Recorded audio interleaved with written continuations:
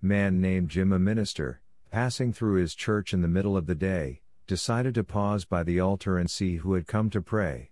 Just then the back door opened, a man came down the aisle. The minister frowned as he saw the man hadn't shaved in a while. His shirt was kinda shabby and his coat was worn and frayed. The man knelt, he bowed his head, then rose and walked away. In the days that followed, each noontime came this chap, each time he knelt just for a moment, a lunch pail in his lap. Well, the minister's suspicions grew. With robbery a main fear, he decided to stop the man and ask, "What are you doing here?" The old man said he worked down the road. Lunch was half an hour. Lunchtime was his prayer time, for finding strength and power.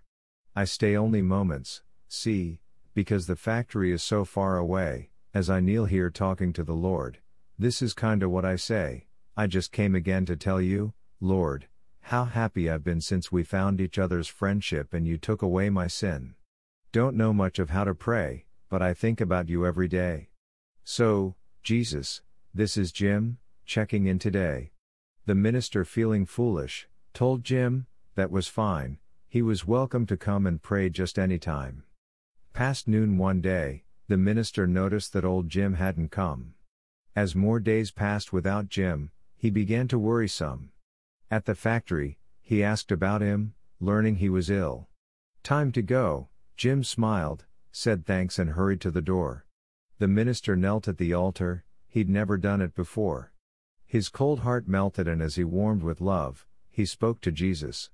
Then as his tears flowed, in his heart he repeated old Jim's prayer, I just came again to tell you, Lord, how happy I've been since we found each other's friendship and you took away my sin.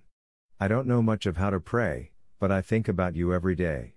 So, Jesus, this is me checking in today. The hospital staff were worried, but he'd given them a thrill. The week that Jim was with them, changes abounded in the ward. His smiles, a joy contagious, changed people were his reward. The head nurse couldn't understand why Jim was so glad when no flowers, calls or cards came, not a visitor he had. The minister stayed by his bed, he voiced the nurse's concern, no friends came to show they cared.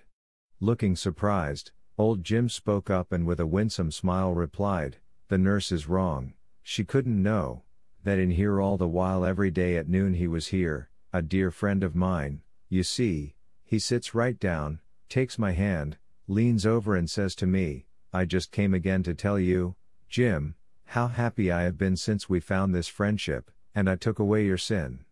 Always love to hear you pray, I think about you each day, and so Jim, this is Jesus checking in today. Friends welcome and are welcoming.